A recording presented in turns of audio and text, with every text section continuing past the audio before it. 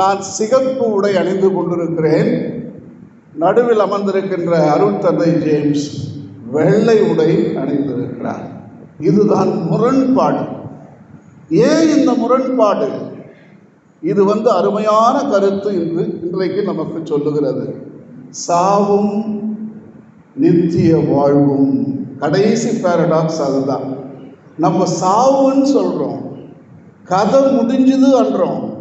இல்லைங்க, கதை துவங்குது.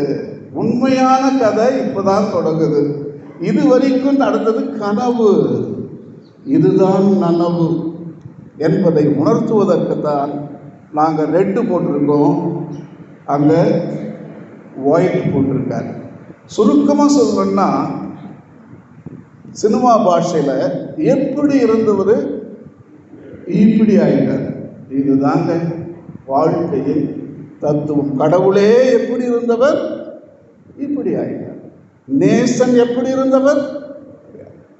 ஸோ வாழ்விலை முரண்பாடுகள் இருக்கின்றன.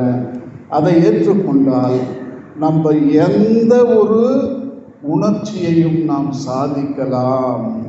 ஆகவே இன்றைய தினம் அந்த குடும்பத்தில் இருக்கிற சகாயம் டீச்சர், அவங்க பிள்ளைகள், அந்த மனைவி அனிதா, அவங்க அம்மா, மற்ற இரு குடும்பங்களிலும் இந்த பிரிவால் துன்புறுகின்ற இவர்களுக்கு நாம் ஆறுதலாக இருக்க வேண்டும்.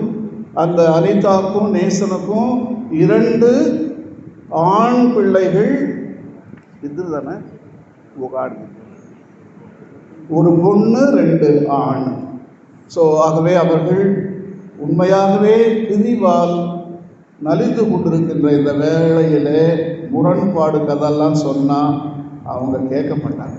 ஆகவே அவர்கள் இந்த துன்புறுகின்ற காலத்தை இறைவனோடு சேர்ந்து துன்புற்று, அது மட்டுமல்ல நாமும் அவர்களுடைய துன்புறுகின்ற அந்த அனுபவத்தில் நாமும் அவர்களோடு கலந்து கொண்டு அவர்களுக்கு ஒரு வாழ்வை, நல்லதொரு வாழ்வை நாம் அனைவரும் உருவாக்கி அவர்களுக்காக ஜெபம் செய்து அவர்களுக்கு இறைவன் ஆறுதலாக இருக்க வேண்டும் என்ற திருப்பலியில் நாம் மன்றாடுவோம். ஆமென்.